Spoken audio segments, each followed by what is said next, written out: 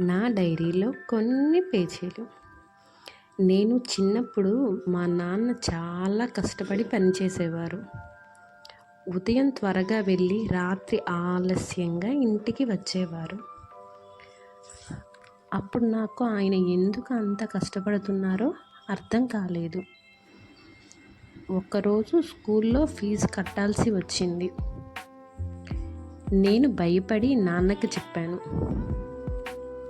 ఆయన దగ్గర డబ్బులు లేకపోయినా నవ్వుతూ, "నువ్వు బాగా చదువు, ఫీజు నేను చూసుకుంటాను" అన్నారు.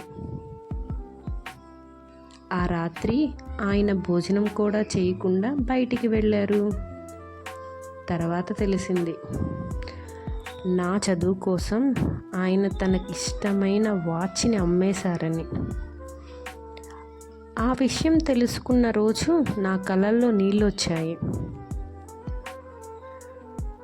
నాన్న ప్రేమ మాటల్లో కాదు, త్యాగాల్లో ఉంటుంది అని అర్థమైంది.